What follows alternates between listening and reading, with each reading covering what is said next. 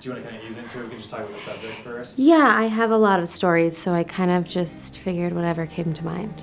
Yeah, I mean, I have a long list of stories I could tell.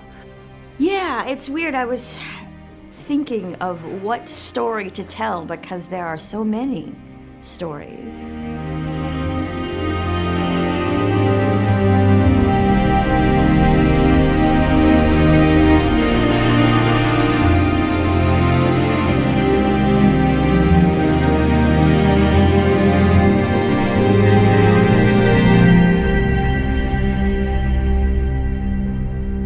I was saying no, and he wouldn't get off of me. And I was pushing, and he wouldn't get off of me.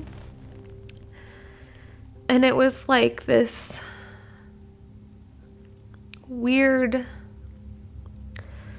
transcendent, out-of-body experience. And I just made the agreement with myself that I would just let it happen so that it would be over faster and that I would get out of alive, because I really didn't feel that that was necessarily the way it was going to go.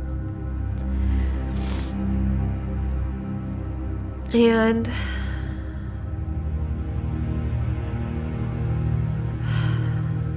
it took me a really long time to come to terms with it. And I started to ask him to stop, and he wouldn't stop, and he wouldn't stop. And thank God for my stepsister at that time, because she is the one that started screaming him to go and to get off of me and to leave. Because if she hadn't been there to scream, and she really made a huge scene, no doubt that would have progressed into rape, no doubt. And then something was off, and I remember waking up and opening my eyes, and it wasn't my boyfriend at all.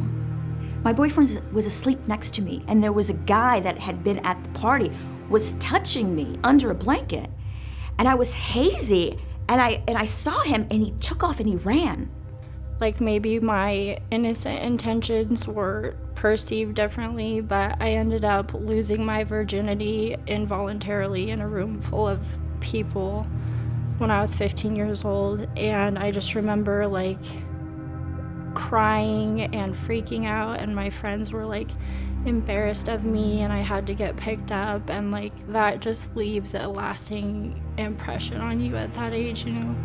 And like he was really popular in school, so I didn't even feel compelled to like tell anybody, because it's like, who's going to listen to a girl who, you know, it's like the most popular guy.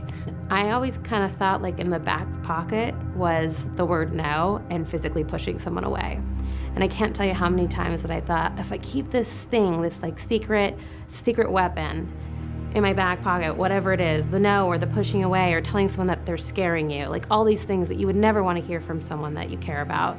If I keep that in my back pocket and I only pull it out when I really, really need to, then it'll be okay. And then he said something to me that, like, the fight just went out of me. And he basically said, I can tell that you like it forced. And I was kind of like, God, I feel a little bit like I'm participating in this, because I do have preferences, but that doesn't negate that I said no. And it doesn't negate that I pushed him away. And I kind of felt like this is gonna happen whether I want it to or not. You forget that you're not an object, you know, and you just slowly get accustomed to that concept and that belief.